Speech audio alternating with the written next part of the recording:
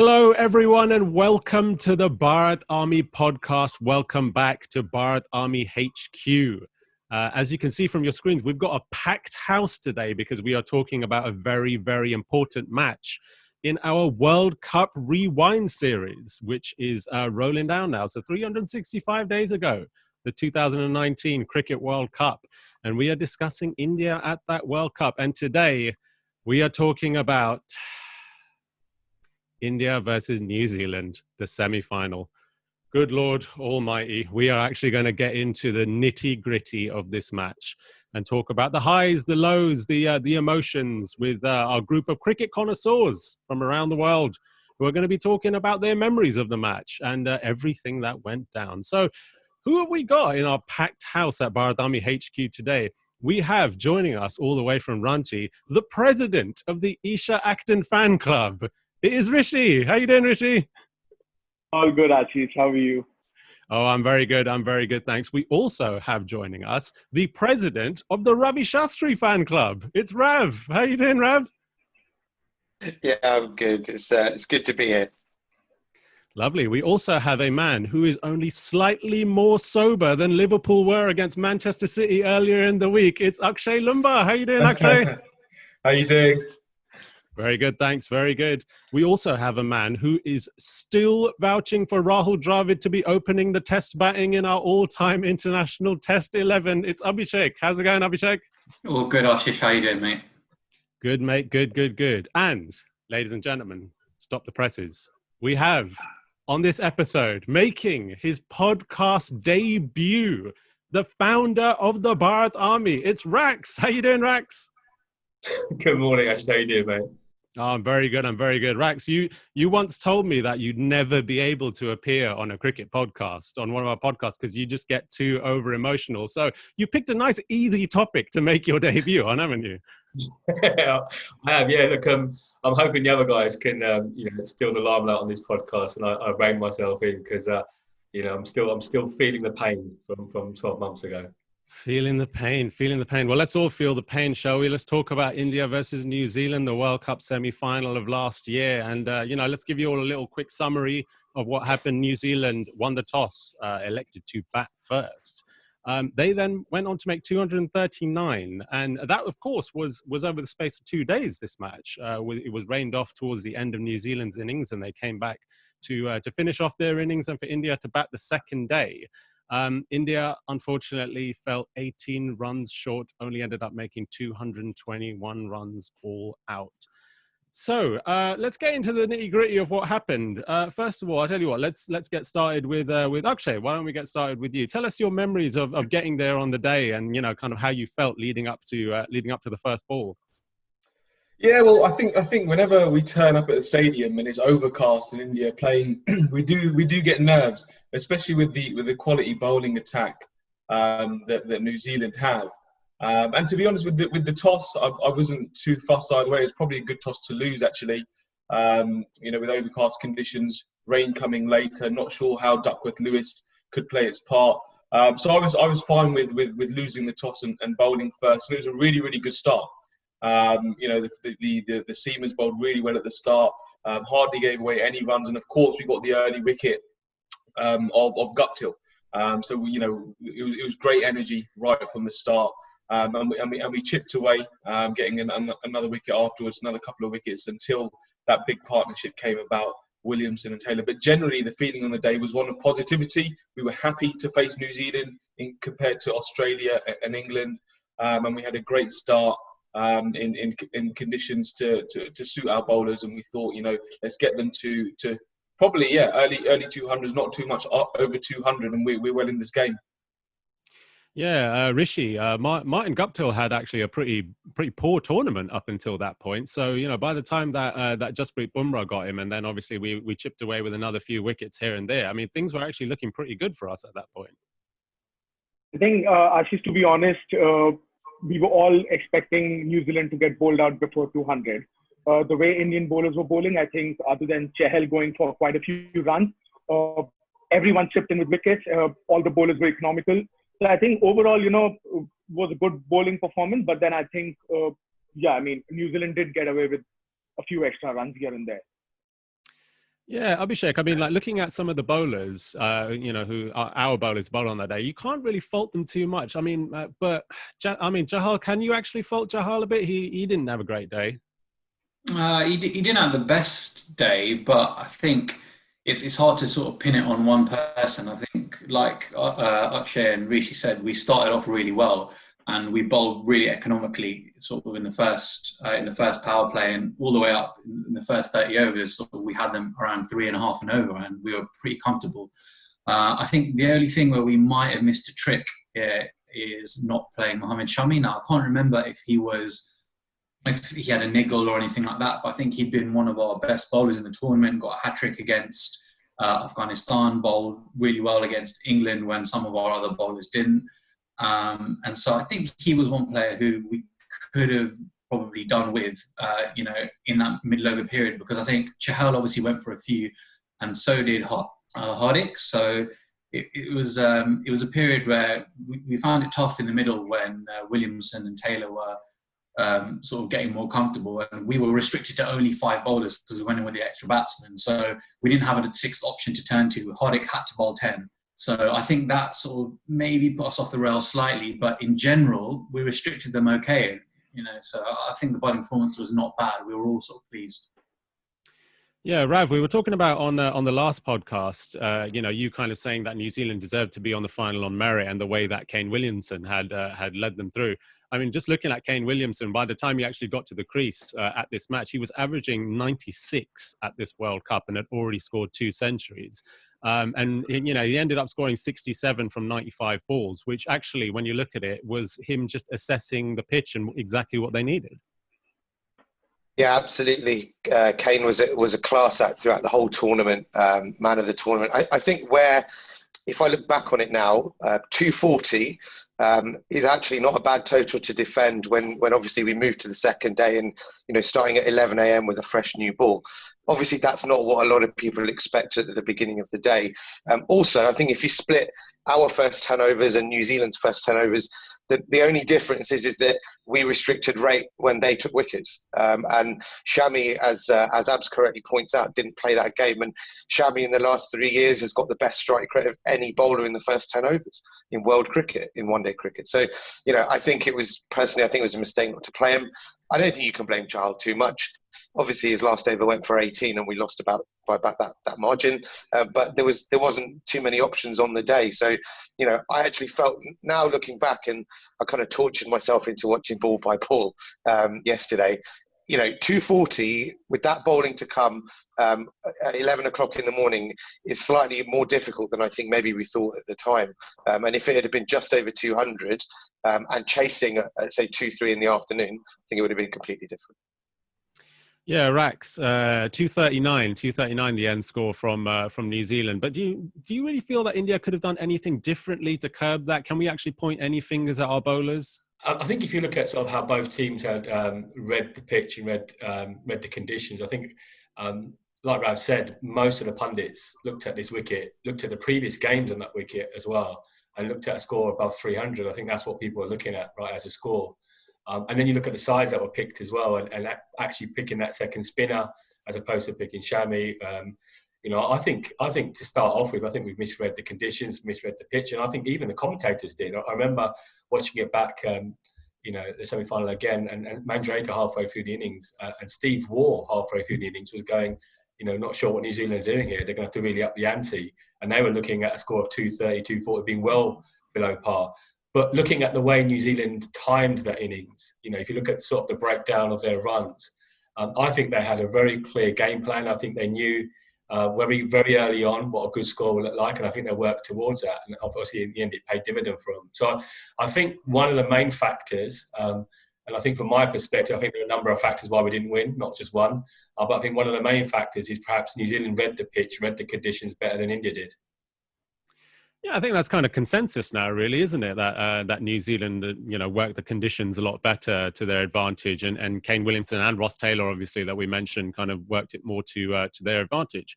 46.1 overs were bowled before the rain came down. And then obviously we decided that we were going to come back the next day and complete a 50-over match. So, Rax, what happened at that point for all of you guys there at the stadium, realizing that you're going to have to come back the next day? You know what? Actually, when it rained and then realised that we had to come back to the next day, I think everyone was still relatively, upbeat about our chances to make it to the final. Because, at the start of the New Zealand innings, if you said that we had to chase 239, 240 to win the match, I think everybody would have taken that, right? I think there was a couple of us, in the Bharat Army crowd that looked at it and think, hang on a minute, they've scored probably about 15, 20, 25 runs too many. But nobody was thinking that wasn't a chaseable score. And nobody was walking away from the stadium thinking, right, we're going to be in trouble. I do remember, however, in the evening thinking, hang on a minute, what the conditions going to be look like the next day, and is it going to be a tougher chase? And that's what it actually turned out to be. But I never for 1 minute thought that we wouldn't actually chase them down, if I'm brutally honest. Yeah, Rishi, when you look at like how the match panned out, a one-day match over 2 days basically is what it ended up being. And now that we obviously know the final result of the match and India crashing out at this stage, did that playing over 2 days, do you think it really affected the result? Or do you think at the end of the day, it was just India just not getting the runs on the day? I think it did in some way because, like you said, 46.1 overs New Zealand batted on the first day. The second day when New Zealand came and completed their quota of overs, it was kind of sunny in the morning. And then when India started their batting, it was absolutely overcast conditions. And like Abhishek said as well, coming back 11 o'clock start, it does help the bowlers overcast conditions and with the pitch staying undercover all night and the day before as well. So all that, worked in New Zealand's favor. We've seen that happen against England in the 2013 Champions Trophy, how that 5-10 minutes shower actually helped India go on to win that match. So, something did go in favor of New Zealand and did turn the match in their favor. That's what I feel. Yeah, Akshay, on last week's podcast, we talked about momentum, just how important momentum was with that England match going through to the rest of the tournament. Do you think this rain break and coming back the next day hindered our momentum somewhat? Well, yeah, I think it definitely hindered our momentum. But I think at the time, all of the fans were really, really happy that it's going on to the next day because we were worried it's going to be sort of a T20 scenario on the same day, and the rate would be too high given the conditions. So we were over the moon that we get a lot more overs the following day.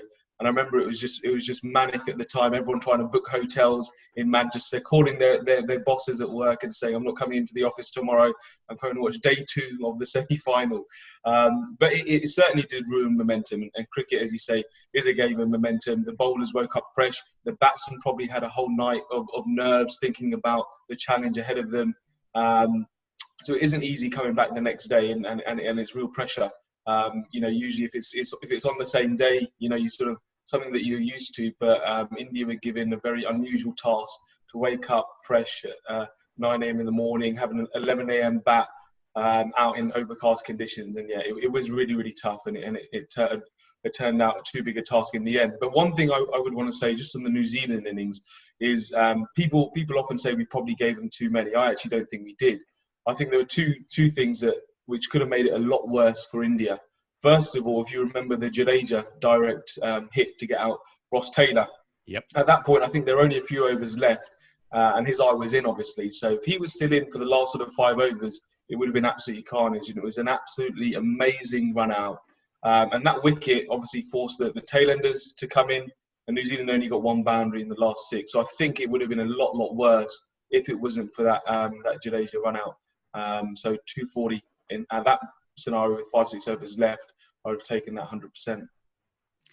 Yeah, we will be talking about another run out a little bit later on as well, I'm sure.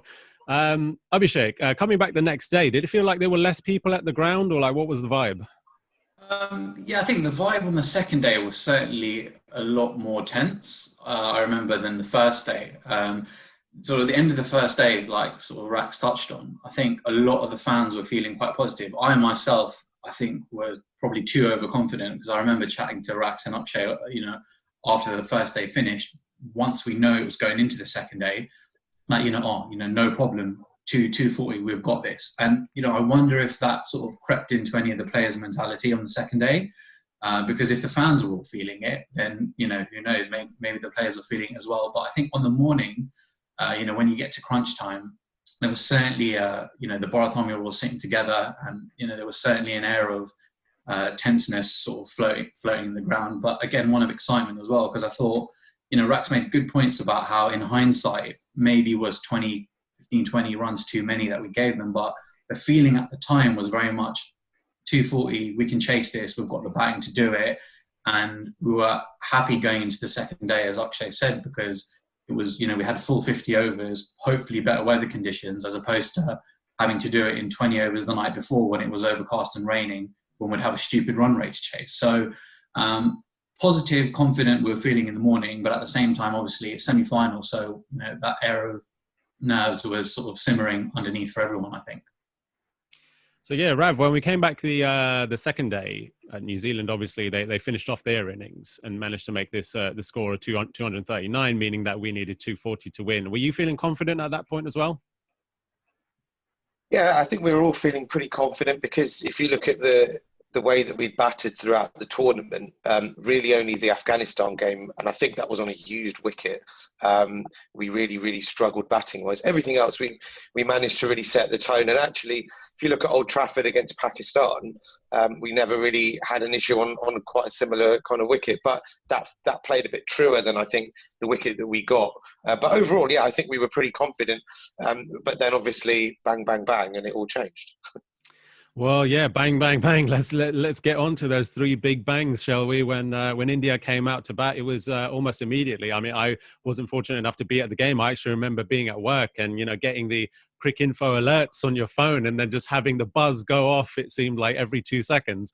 So, I mean, let's get on to it, really. Rohit Sharma was the first wicket to fall off Matt Henry. Rishi, I don't really think you can blame Rohit Sharma too much for this wicket. It was a peach of a delivery. Pitch kind of ran back just about outside off stump and then just kind of darted away a little bit and took his outside edge.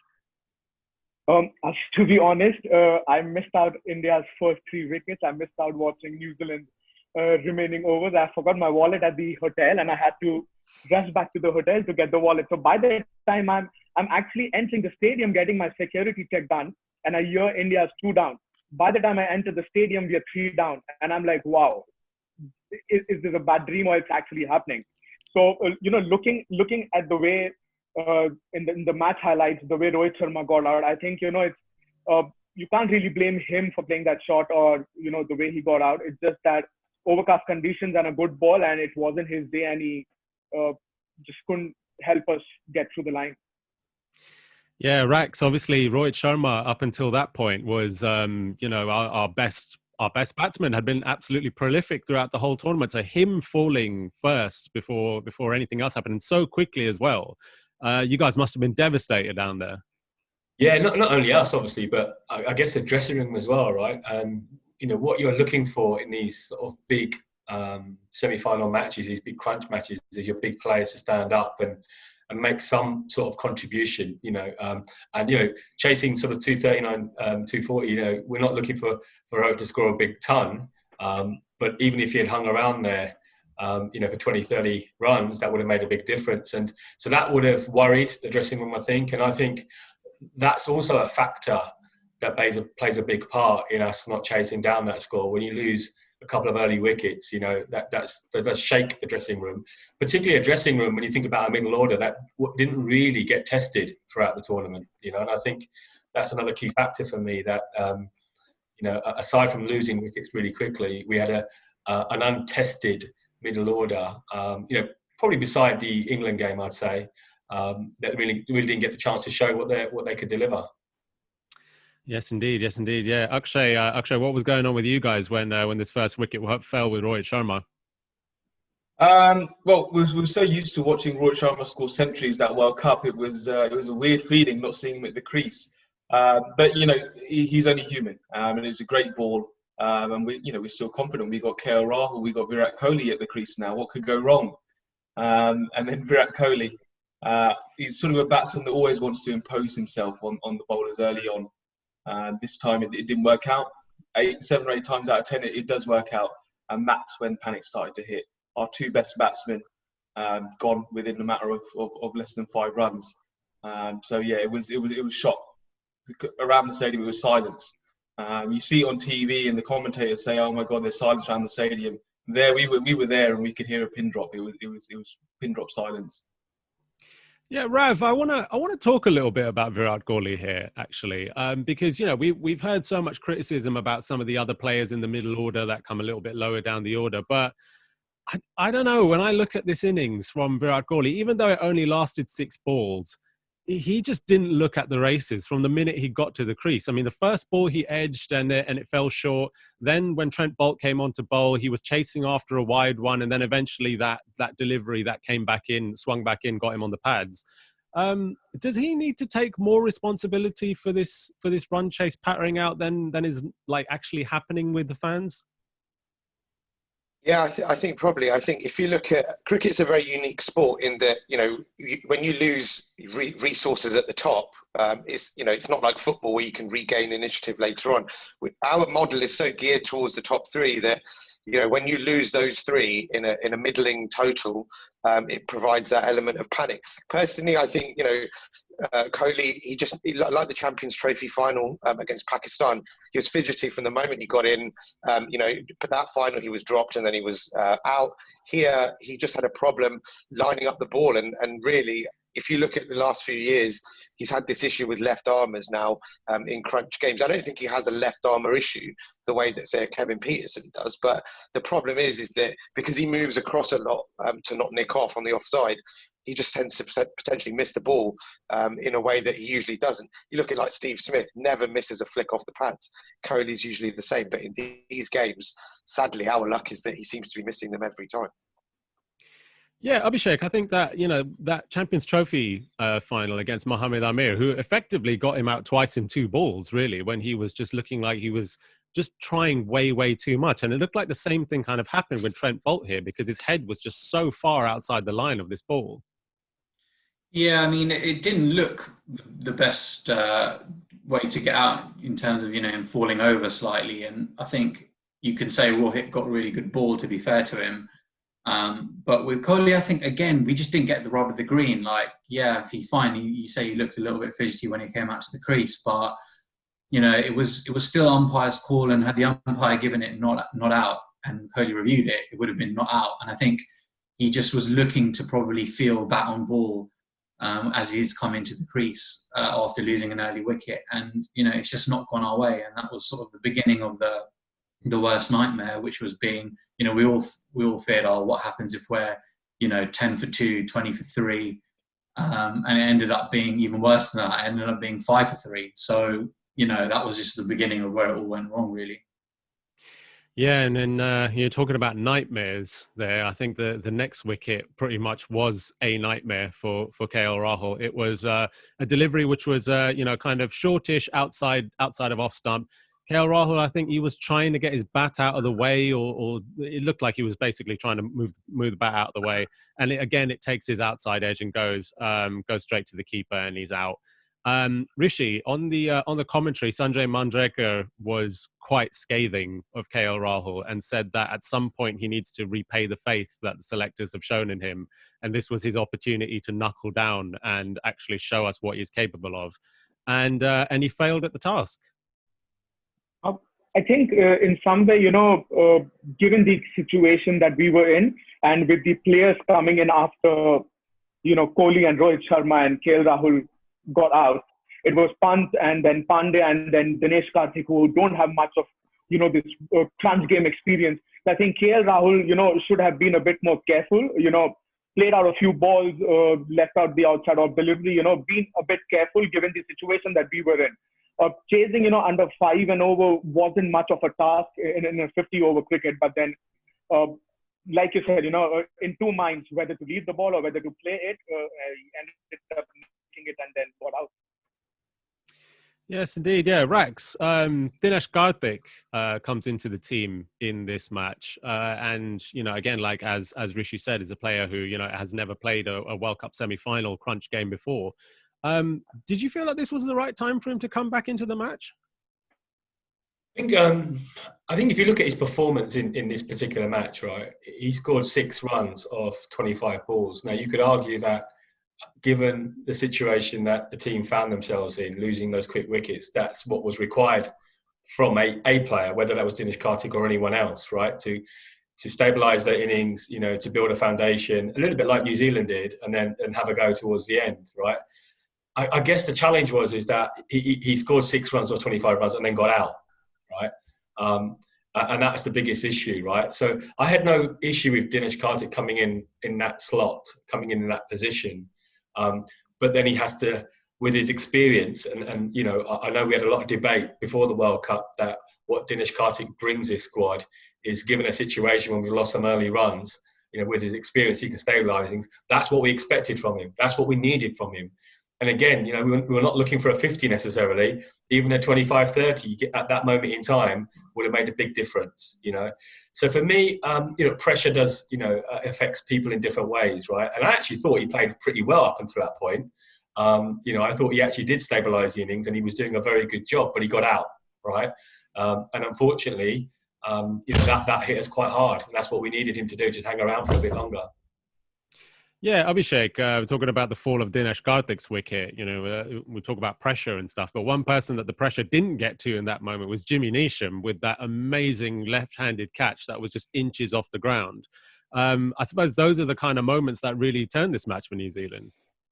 Yeah, exactly that. I mean, you know, as I was saying earlier, we didn't get the rub of the green with the Kohli LBW, and we didn't get the rub of the green again here with the Dinesh Karthik dismissal, which was, you know, it was a decent ball, but at the same time, I think, you know, Karthik sort of misjudged it slightly, and he played away from his body, played in front of his body, and the ball sort of stuck in the pitch a little bit, and maybe got onto him, you know, and he mistimed the shot. But, you know, it was a great catch by Jimmy Neesham. I mean, 9 times out of 10, you would say probably the fielder doesn't quite get there or jams his hand in the ground and drops it.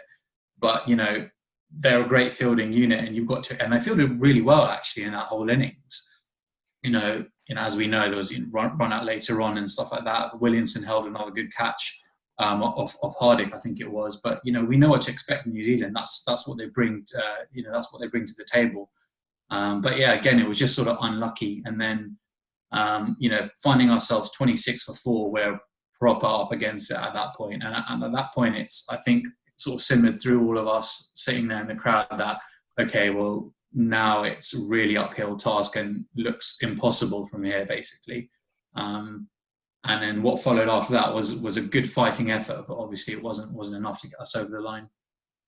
Yeah, Akshay, the fighting effort, of course, is a 47-run partnership between Pant and Pandya.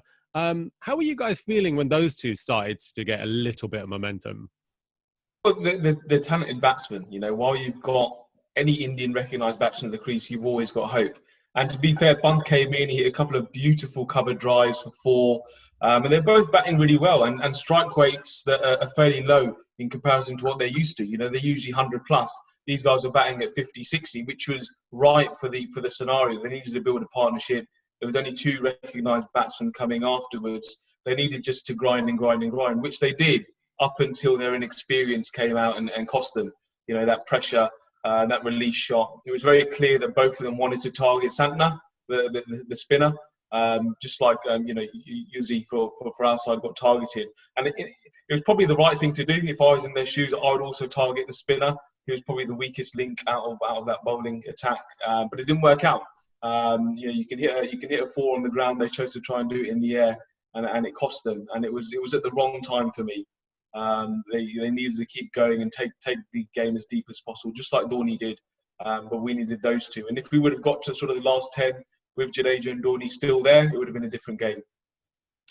Yeah, Rav, Bunt being at the crease, you know, just watching the highlights back as I did, you know, you actually kind of get a glimpse that he's actually a pretty solid batsman when he wants to be. He was actually hitting some pretty clean strokes, and even Saurav Ganguly, who was on commentary, was really impressed with him. Yeah, Bunt's got a lot of talent. I think what was obvious at the beginning was that Karthik was shielding him from Bolt. which, you know, it was the right thing to do. But it does kind of raise into question that wider issue about number 4. Should you be going into a World Cup semi-final where your number 4 is being shielded for the best bowler of the opposition in such a key game? You know, I think it shows the wider issues. But yeah, look, Bunt's got a lot of talent.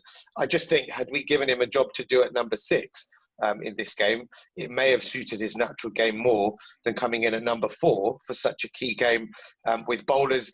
And even if you look at in the middle overs, the likes of de Grandhomme had done so well in this tournament. They were very, very hard to hit, and therefore it left the run rate accelerating to a point where we just couldn't claw it back in the end. Yeah, Rax. Obviously, Akshay mentioned the 2 wickets that fell quite close together. Pant and Pandya both getting out to centre. How did you guys feel when these wickets fell? Because, you know, from us like watching it on TV and stuff, it was just like, oh my God, like these 2 youngsters have literally just handed their wickets away. Yeah, well, I think throughout both of their innings, everyone was pretty nervous, right? Because of the way they play the game. You know, they've got no previous World Cup experience. They're coming in, you know, in a World Cup semi-final, and they've got a lot of work to do. You know, but I think they played their natural game. If you look at the way they got out with shots they probably shouldn't be getting out to in a World Cup semi-final. Both of them, you know, and they played the game, you know, the way they know how to play. I guess from a fan perspective, it would have been nicer for them to take that a little bit longer, because that would have made a big difference. But look, hindsight's a wonderful thing, right? And I'm sure, you know, when you look back and you listen to Hardik Pandya's interviews, you know, post World Cup, you know, and he still has sleepless nights over the way he got out, you know. So I think from that perspective, I think, you know, when those 2 got out, I think a lot of Indian fans, including myself, you know, that was a point where I actually have to walk out. I actually walked out the stand and I went to the back just to take a bit of a break, because I thought, okay, this is going to be quite tough for us to achieve this now, you know. So I don't think I was quite on my own in that. I thought a lot of people felt that at the time, and obviously what was to follow gave us a lot of hope. Indeed, yeah. Well, before we get on to the hope, Rishi, this partnership of Pant and Pandya and the way that they got out, what I really want to know is this a little bit of the IPL effect that we're starting to see on a lot of our homegrown batsmen, that they're kind of geared towards the power hitting, really, and nobody is able to actually knuckle down and play that important innings in conditions which are unfavourable? I think more than the IPL effect, I'll bring in the experience, because given the situation, Rishabh Pant being in a France semi-final, never played big game like this. Same for Hardik Pandya. I mean, Hardik Pandya did play the final Champions Trophy 2017 finals, where he did bring up our hopes of winning that game somewhere. But then overall, if you see Hardik Pandya and Rishabh Pant in England, overcast conditions with wickets down and pressure on them, never been in that situation. So you can't really blame them, and playing their IPL style of cricket there. Somewhere I feel they should have, played around a bit more, been careful, put a price on the wicket. That never happened. So I think that did hurt us, with Jadeja and Dhoni coming in too early, with leaving them a big task to do. Yeah, Abhishek, what was your feelings on Pant and Pandya and how they managed to get themselves out in the end? Yeah, I mean, to be fair, obviously the way they got themselves out was disappointing, but I think watching it back again, they deserve a bit of credit, I think, for they did the hard work, which was almost the frustrating thing. Like, they got their eye in, they got themselves set on what was a very tricky situation, not the easiest of pitches. And it got to a stage where, we started to believe again that, okay, this partnership is building. All they've got to do is just stick at it, keep the strike ticked over, the odd boundary which they were hitting with ease, every other over, and we'd sort of get back into position where we could win this again. But like some of the boys just touched on there, Santner that came on, they decided to target them, and it just didn't pay off. And the shots were both irresponsible shots. So obviously the way they got out was very, very disappointing. But they did do the hard work to get there. It's just, again, an experience thing. And, can you put that down to someone like Rishabh Pant being his fault? Maybe not necessarily. Like Rav touched on, is it really a situation where, you can blame him for when it's, he shouldn't be in that position. He shouldn't be asked to do that job, really. So it's a tricky one. It's disappointing, obviously, to see the way they got out. Yes, indeed. Well, at that point, India were really staring down the barrel, and if we were going to get anywhere near the total, or to regurgitate this hope of trying to get this score, we needed a hero. We needed a hero to step up big time to the crease. And by God, did we ever get a hero in this match, because Sir Ravindra Jadeja stepped up to the crease and almost straight away had, aggression, intent, stepping down the track and smashing sixes back over fast bowlers' heads. This is arguably, I would say, the greatest innings he's ever played in an India shirt. And really him and Dhoni, Dhoni kind of playing a little bit more of a muted role, but Jadeja's innings was just superhuman in the situation that was going on, in the pressure that was going on. Rav, what were your memories of this innings? Yeah, it was brilliant. It got the crowd going again from a point where we were so deflated. You started to hear a bit more cheering and then a bit more. And I think what kind of got me when I watched it back on the commentary yesterday was it was the clarity of what he was doing. He knew which balls to keep out. He knew which balls to attack. Dhoni just played around that as only Dhoni knows how and is so good doing it. And it got to the point where a target that was so out of reach, they were just chipping away at it. And the thing with Jadeja is, if you look at the last kind of 2-3 years, probably from when he got that Test 100 against the West Indies, he's taken a lot more responsibility in all areas of his batting.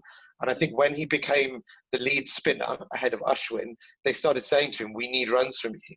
And that seems to have gone through in all formats. So, he did well in the Test in Australia.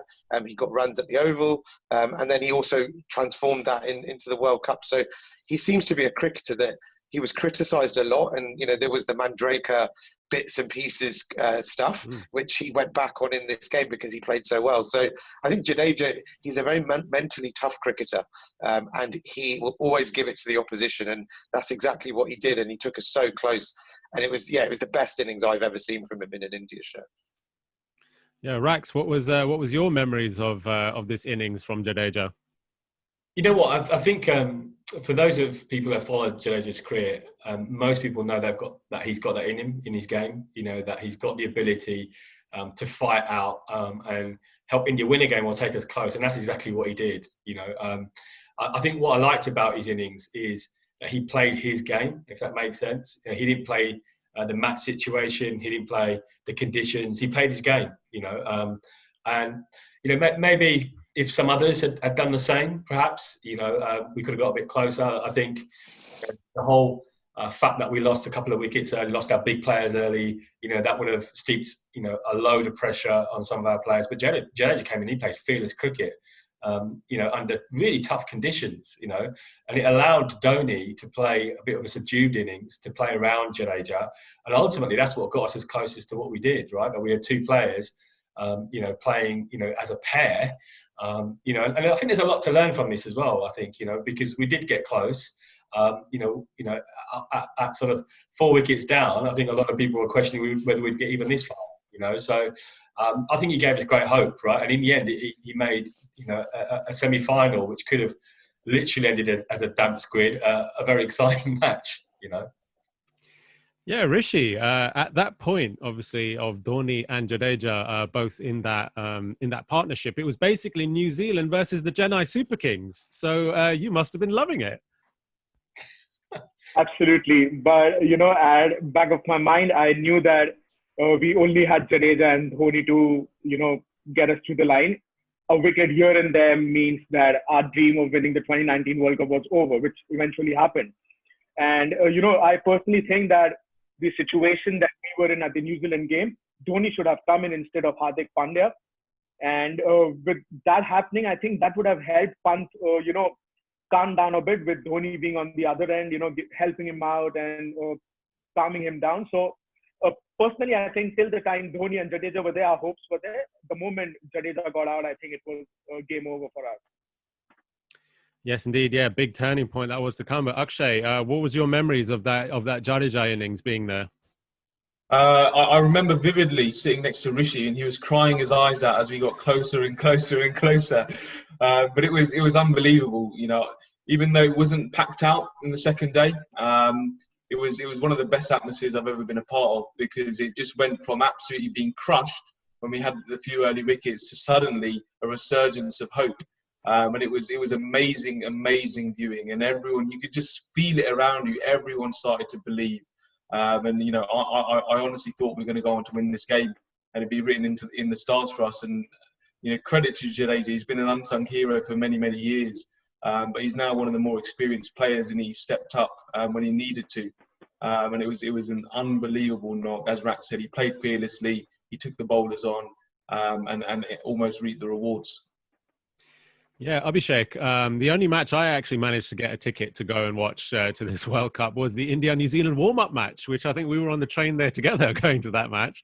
Yeah. And in that match, obviously New Zealand absolutely hammered us. But again, it was Jadeja making a 50 in that match to kind of get us some sort of respectability.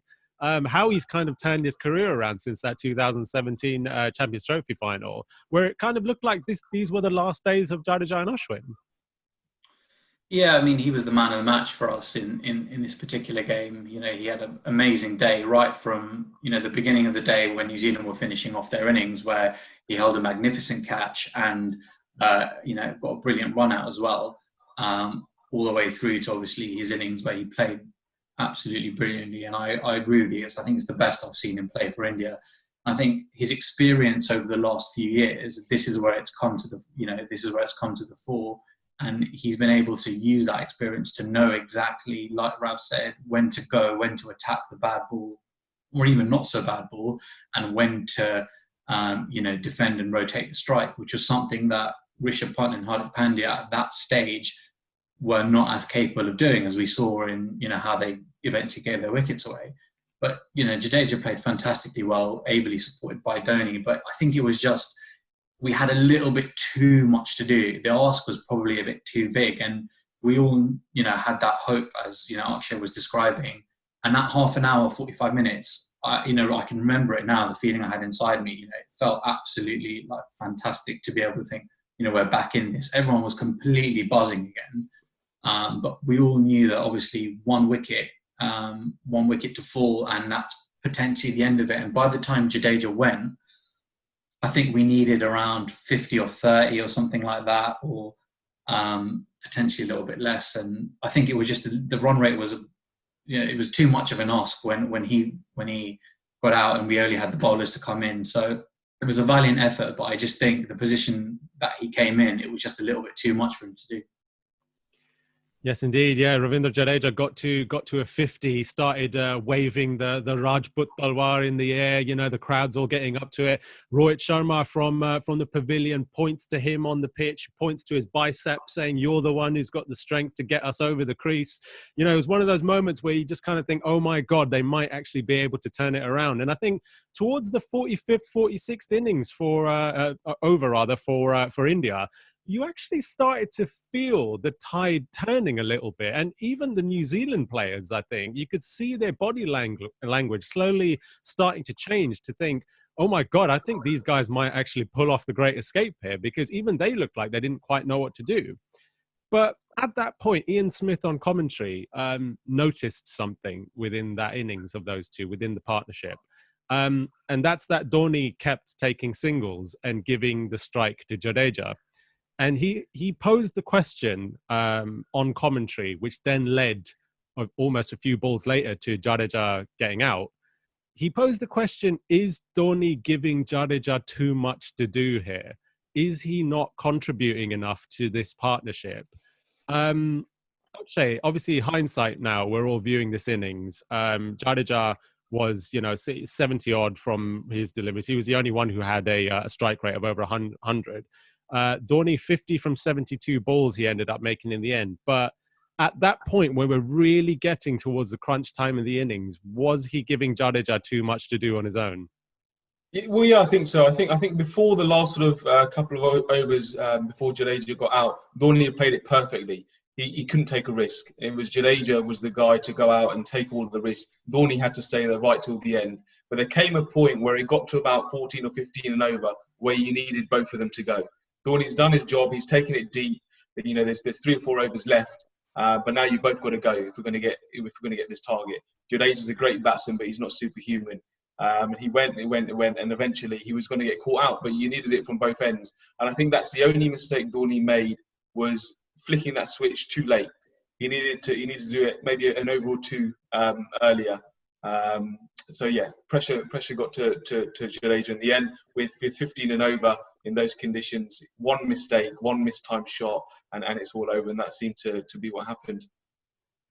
Yeah, Rishi. You know, I obviously joke talking about CSK a little bit, but in many ways, this was a typical CSK chase from MS Dhoni, where he does this pretty much all the time when CSK are chasing. He takes it deep and waits for the 5th bowler.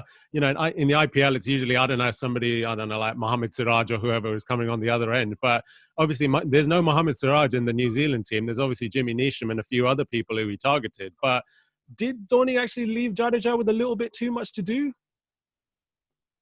To be honest, I think yes. Like Akshay said, 15, 16 and over. Had it been IPL, you're playing IPL at your home ground, either Chennai or local conditions. It's not top A1 class bowler bowling at you. It's either some local domestic player or the conditions are in your favor. But in England, you're facing a world-class team, semi-final, World Cup semi-final. So it wasn't that easy. And I personally, being the kind of Dhoni fan I am, I think he did leave it a bit too late for both Jadeja and himself to, finish off those 240 runs. Yeah, Rav, I think the Dhoni run chase is something that we've spoken about quite a bit on this podcast series. How did you view this one in terms of the chase, in terms of how he paced himself, really? I thought, first of all, I agree with the comment about he went 2 overs too late. I think that's true. But I think what Dhoni had in his mind, similar to, you talk about the last podcast in the England game, is there's just nothing left after him. And I think really he probably should have gone a bit earlier, but the likelihood was that when Jadeja got out, he had such little support that it was either him being at top gear at that moment and being able to hit 15, 16 and over, which he wasn't. If I'm honest, Dhoni in the last 2-3 years, he very rarely reaches that peak at the end where he can sustain that kind of hitting over kind of 5, 6, 7 overs. These days, you tend to see it more T20, 3-4 overs, pressure's different. World Cup semi over a slightly longer period of time because we'd lost so many up front. I just don't think that's the Dhoni that we have anymore. And I think that was perhaps a difference between the Dhoni that came in 2011 at number 4 with so many overs to face and chased a total of 275 that was massive, versus a Dhoni at the back end of his career who can hit maybe 15, 20 for 2-3 overs, but over a more length of overs with no support. I just think it was beyond him.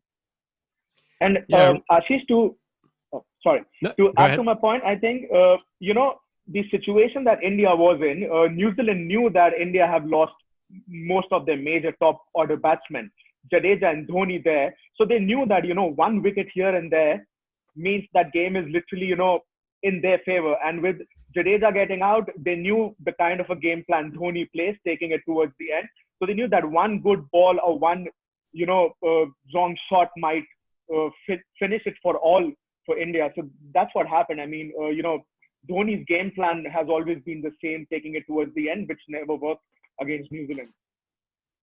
Yes, indeed. Yeah. Abhishek, while you guys were still in there in the ground, obviously Jadeja got out, but did you still feel like there's some hope there with Dhoni still at the crease, or did you feel at that point that actually I think the situation is just too much?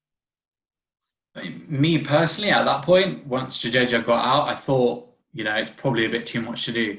The fact that we'd even got to that situation where, that partnership took it that far, I thought was pretty much a miracle. But when you're 6 down, 90 for 6 in a World Cup semi-final, and, you've got 150 runs to chase at 8 and over, it's going to be very, very difficult. And once Jadeja got out, I just thought, well, it's the tail only left now. It's, you've got Bhuvi, Chahal, Bumrah, not much support left for Dhoni, who had to go at that point, 13, 14 and over, like's been mentioned. I personally thought at that point it's too much to do. I know Dhoni sort of hit a couple of boundaries and there was still some hope because he's at the crease, but I think it was a bridge too far. Yeah, Rex, do you think that there was still hope at that point, that Dhoni was still there, or do you think that maybe the game had drifted a little bit too much by that point once Jadeja got out? Yeah, I think Dhoni, maybe 3-4 years ago, I would have been a lot more optimistic, like I've said there, about chances of him getting us over the line. But that's not his game anymore. You know, maybe 1 in 10 times he might be able to bring back those sort of days. Unfortunately, that wasn't the day for us. But at that point when Jadeja got out, I really did feel, mainly because we just don't have the batting to support, Dhoni as well, right? After that, and we saw that as soon as he got out as well. That there wasn't even a blow in anger to be had, so to speak, apart from a couple of edges here or there.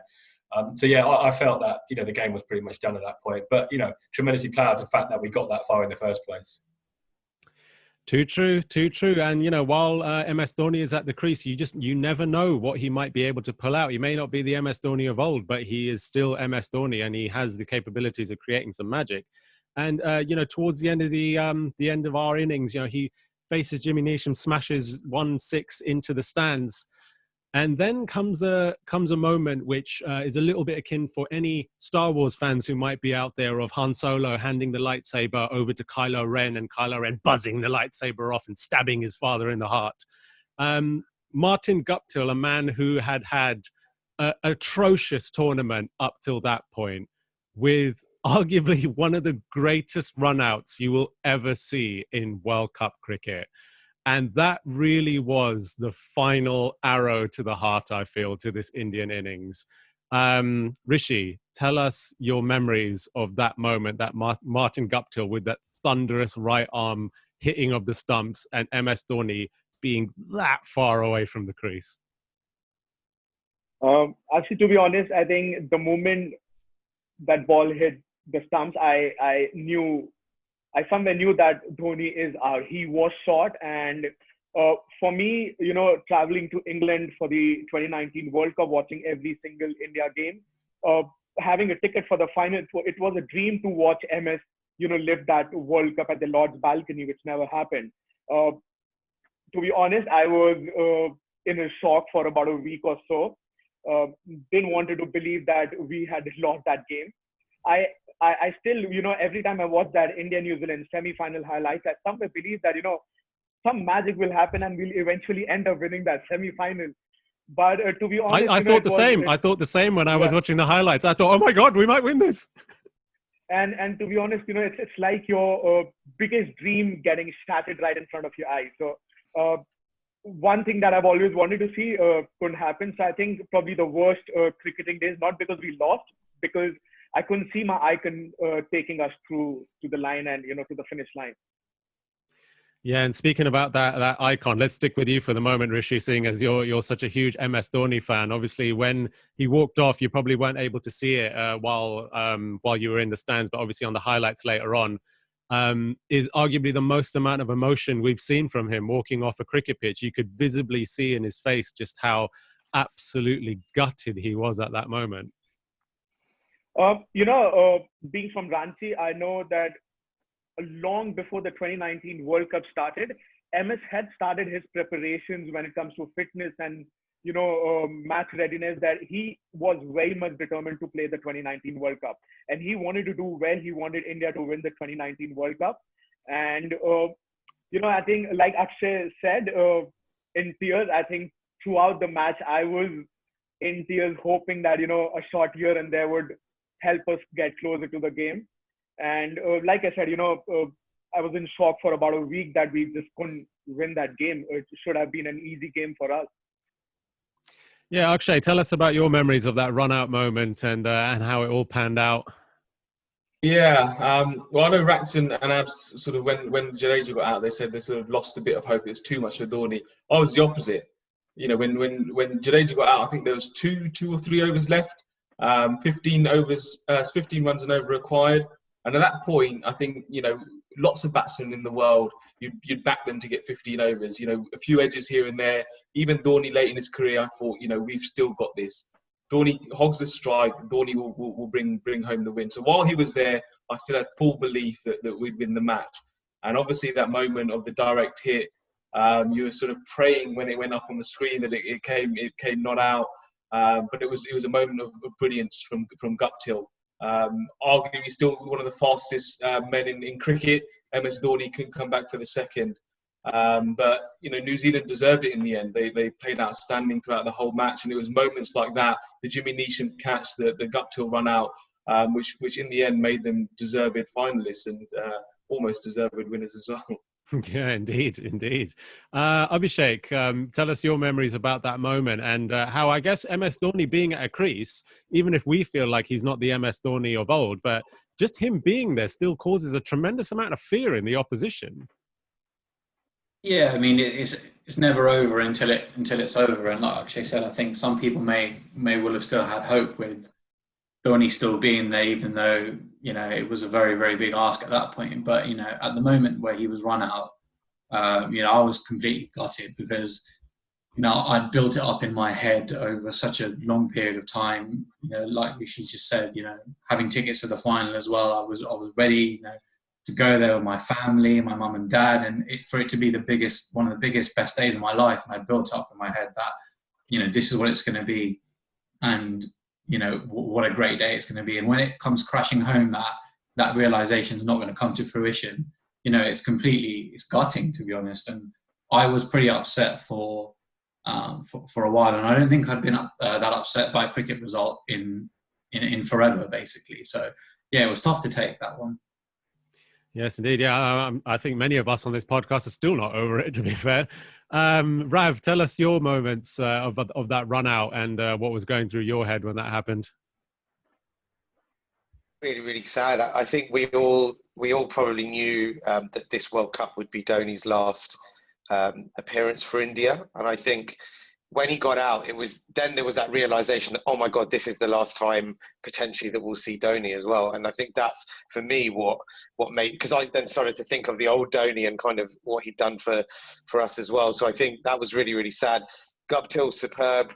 But then again, cricket is a great leveler because Guptill got ran out in the Super Over a few days later and couldn't see them over the line. So, you know, he was all that jubilation a few days before, and cricket is a great leveler. So it was really, really sad. I think Dhoni is just somebody who, because he's won so many games out of nowhere for India, we'd always felt that even without being peak Dhoni, there's just something there that's left because he's such a warrior. He never gives up, and he's taken us across the line in so many scenarios where anybody else would have failed. So I think we just didn't want to give up.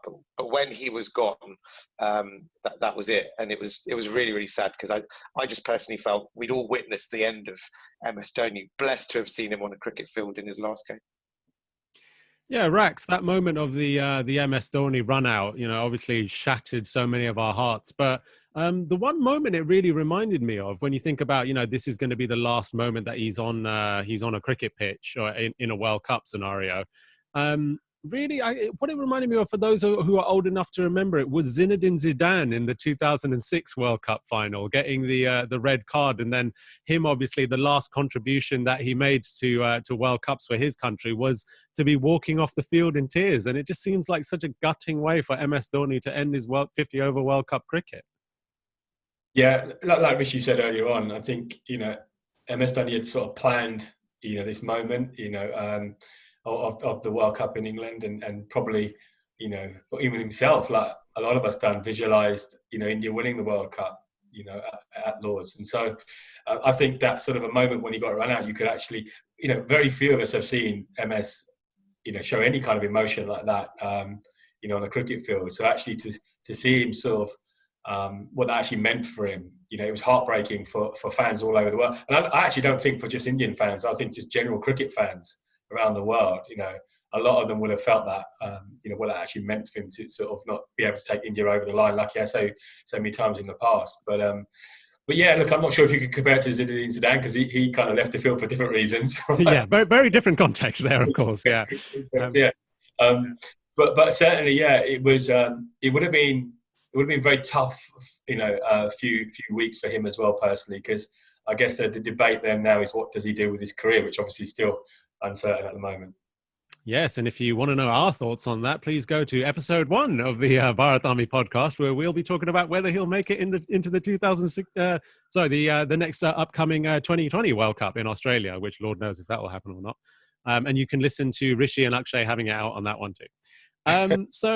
Rax, let's stick with you for this question now, because what I really want to know from you guys, who obviously we've spent so much of our lives, watching this team going through ups and downs and whatnot, that obviously this was such a painful match, such a painful match. But where does this rank for you in terms of some of the most painful matches that you've seen of India? Is it number one, would you say, or would you say that there's other matches which rank in that position? Well, for me personally, before the World Cup, I predicted that India would get to a semi-final stage. So I've kind of already managed my expectations, in terms of where I felt that they would finish. However, seeing the way they played throughout the tournament, my view was that actually we could go all the way. We played phenomenally well. I don't think we can ever forget that. We played a very, very good World Cup. We had a pretty poor match against England, but even then I think we did well to get as far as we did in terms of chasing that score down. And look, the elements weren't aligned for us for this particular match. There were so many reasons as to why we didn't win, so many things that impacted, sort of our chances of winning as well. And it just wasn't to be, So my overriding feeling when you compare it to some of our other losses, I thought I still won't ever get over 2017, mainly because, I think the team was very good. I think we lost to a pretty poor finalist as well. I think, in terms of teams that had reached the final and actually won a tournament, that's probably as poor as team you can get. So to lose a team like that was pretty tough. So I wouldn't say this was the worst, I'd say, but I'd say it's probably up there because of the fact that it was a score which was gettable, right? And a score that would have got us to a World Cup final, which doesn't happen very often. So yeah, quite tough to take still. Yes, indeed. Yeah, Pakistan fans, please direct your abuse to Rax. He does not represent the views of everybody else on this podcast. So, Rishi, how about you? Where does this match rank for you in terms of the painful? I guess for you, traveling all the way out there, being that the boy from Ranchi couldn't get us over the line in the match, this has got to be pretty high for you. I think I'll just copy paste what Rakesh said. I was there for the 2017 Champions Trophy finals. I saw India lose that game as well. I saw India lose to New Zealand as well. So probably top two worst defeats, especially given the fact that, how we played the tournament. 2017, we were a very good team as well, like Rax said. We only lost to Sri Lanka. 2019 World Cup, a game against England, we didn't end up winning. But then overall, every player chipping in here and there. So a very good team as well, good performances throughout the tournament. But then that one crunch game, we ended up having the worst day throughout the tournament. So this game is there, top there amongst the defeats that I've seen. Yeah, Akshay, what about you? Obviously, we've been to watch many an India game in your time. Where does this match rank for you in terms of the most painful defeats? Yeah, well, I think it's up there, and there's plenty I can think of as well, which are also up there. I think it could have been a lot worse. It was almost like a worse defeat if it wasn't for that Jadeja and Dhoni partnership. It would have certainly been up there. But I think that Jadeja and Dhoni partnership was a bit of a saving grace and doesn't make it as bad as some of the other fixtures where we've got knocked out of ICC tournaments before, be it against Bangladesh in 2007 in West Indies. That was a particularly horrific match for us. Champions Trophy, as these guys have said, the Sri Lanka T20 in 2014. There's quite a few over the years, so this is certainly a tough one to take. But I don't think it's as bad as some of the others, and we gave it a good fight in the end, and there can only be one winner. Yes, indeed. Yeah, Abhishek, when we were on the train on our way to that warm-up match, I remember us talking about our chances of winning the World Cup, and we actually weren't believers at that point because we said we're too over-reliant on the top three, and if we lose them cheaply, then basically we'll lose the match. And so it went to pass. That's kind of what happened to India in this, and another painful defeat to put in the bank. Yeah, I think our worst nightmare, as you said, came true in the end, and I think ultimately the reason why we didn't win the World Cup was something we were all very aware of before the tournament. Was there was a systematic failure in terms of the preparation over the last couple of years in terms of having defined roles in that middle order. And it was masked over in the group stages when the top three, particularly Rohit and Kohli as well, who got 550s in a row, so Kohli played pretty phenomenally as well to support Rohit. They batted fantastically well, and the middle order was never tested. And that's why I'm hesitant to kind of blame any players in particular, whether it be Pant, Dinesh Karthik, or it's this person's fault, this person's fault. It's hard to put it down on one person. I think the fact that no one was given a defined role in the lead up to the tournament, we know we've messed around with a lot of players. Rayudu, DK got chances. Hunt really never got a chance. He was just sort of thrown into the mix, in the final stages. So the fact that that wasn't nailed down, that came back to haunt us in the end, where we lost early wickets and we had no one in there who could really grab hold of the situation and get us over the line. So yeah, ultimately I feel that's why we went out, even though we had a fantastic tournament. We probably looked one of the strongest sides before that moment.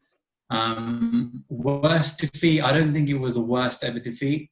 I think 2007 against Bangladesh was probably a worse defeat in terms of our standing in the game and their standing in world cricket at the time. It was a shock to completely go out the group stages to them with the quality of players we had. That should never have happened. But in terms of being a more painful defeat on a personal level, for actually being at the game and believing that we're one step closer to lifting the trophy at Lords, yeah, it was more painful, but I don't think it was the worst defeat we've ever had, because we fought valiantly and had a decent World Cup. Yes, indeed. Yeah, Rav, where does this defeat rank for you? And just following on from Abhishek's comments about the management as well, you've obviously been quite outspoken about India's management and how they've handled the team, especially in this World Cup. So what's your thoughts? Yeah, collective failure of leadership and management led to this. And I think that if you look back now, the scramble that was made at the 11th hour for so many positions, like Abs said, you just don't win World Cups like that. We're going into the biggest tournament of our sport. And to have that many question marks, when you look back at previous winning sides, not even the best winning sides, they have stability. And I think that the point's really well made about the top three. And if you look at the 4-year period between 2015 and 2019, India won very few games where the top three did not make a score, or Dhoni did not make a score. And that therefore leads to a situation where they're uncooked for the big experience. Do I think it's the worst ever? I think the fact that it's a World Cup makes it very, very high on the list. But for me, 2017 will forever be bigger, purely because A, it was our biggest rivals in a final, and B, the swing that was before the game versus after the game was significant.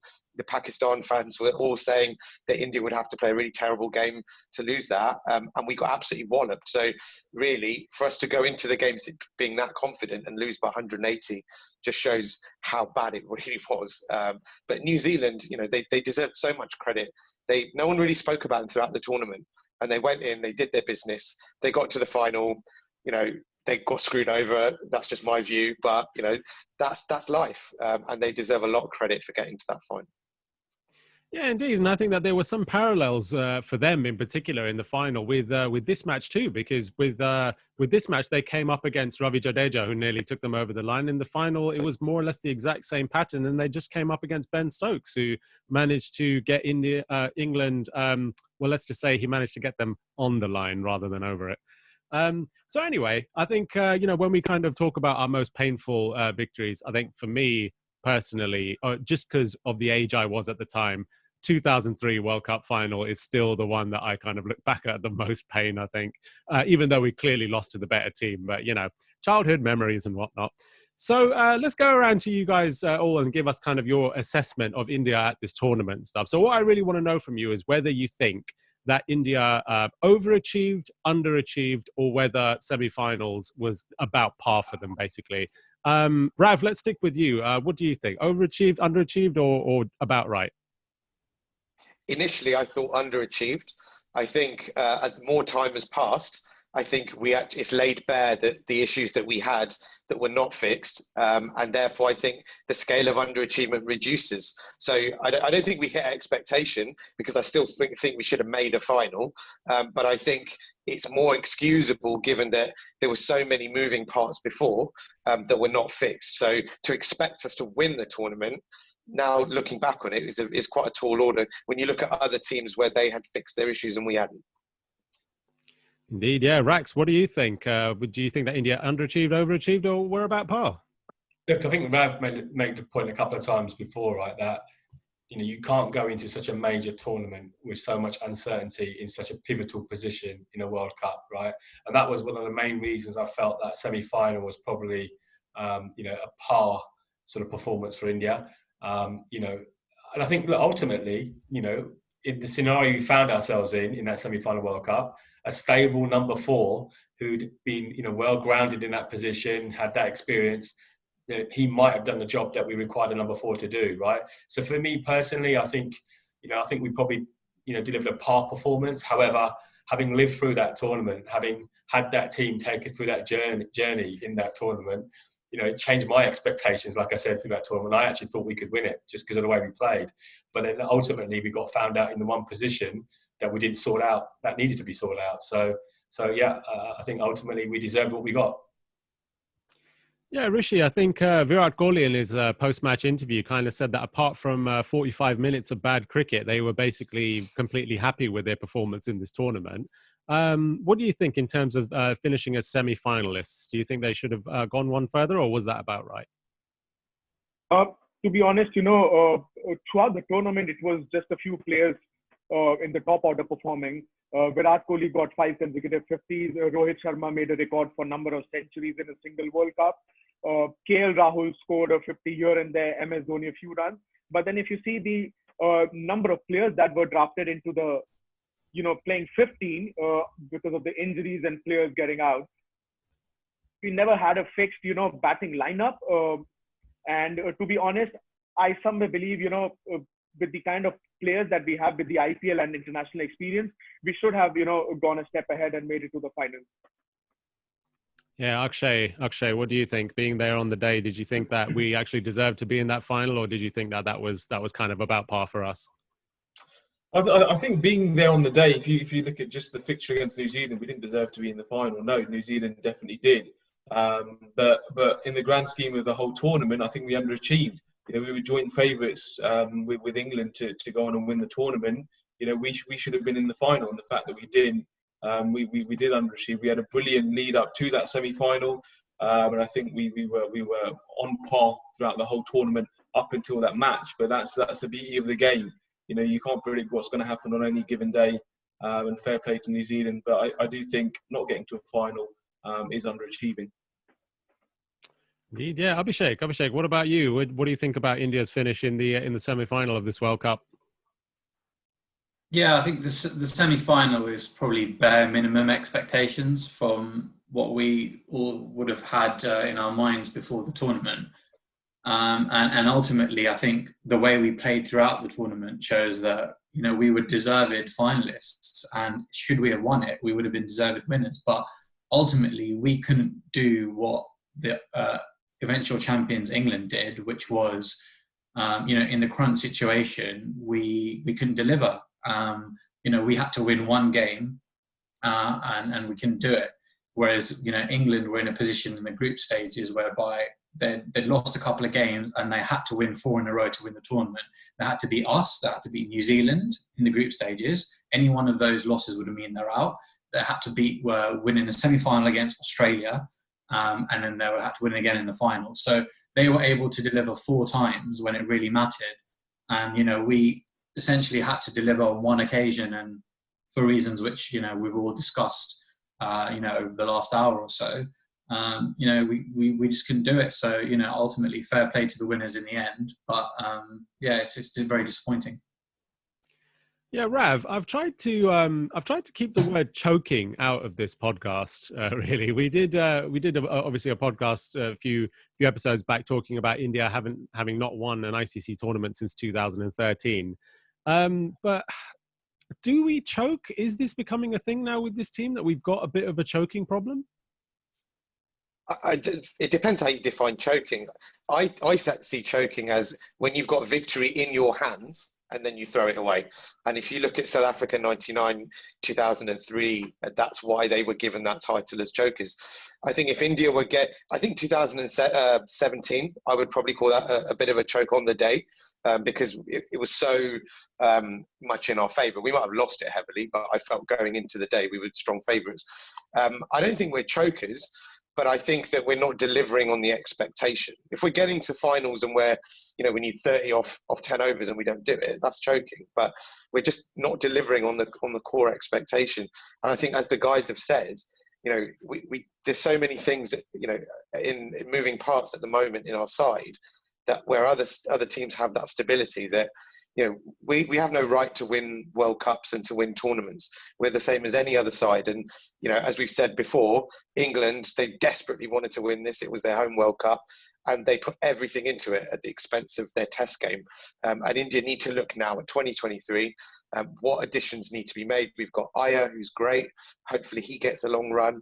And just let's bed in aside now. We've got some time, and let's make sure these issues do not happen again in a few years' time. Yes, indeed. Well, we do hope that India will be bringing home that World Cup. But like Rav said, we have no right to just go and collect a World Cup. So we also need to do the business at the next one.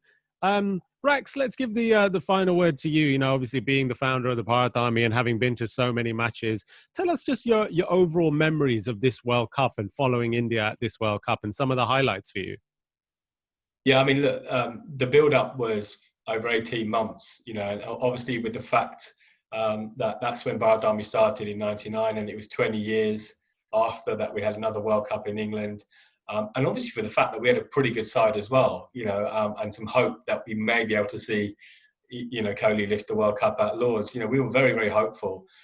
It was a tremendous journey that we were taking on. I thought we had some fantastic matches that we saw.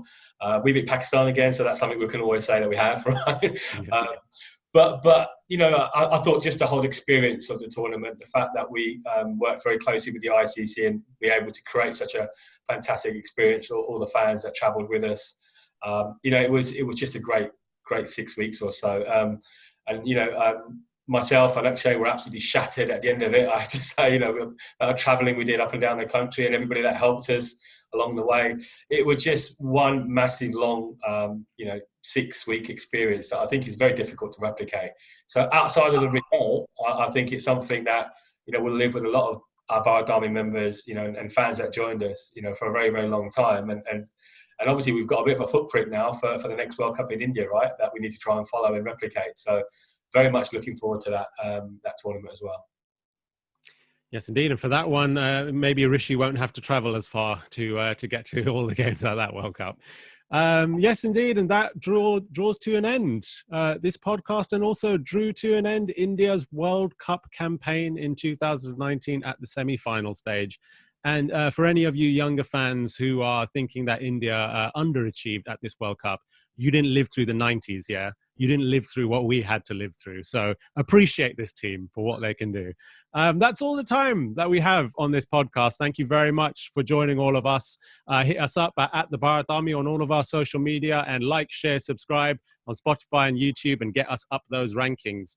Thank you very much, everyone, for joining us, and we'll see you on the next podcast. Jai Hind. Yeah.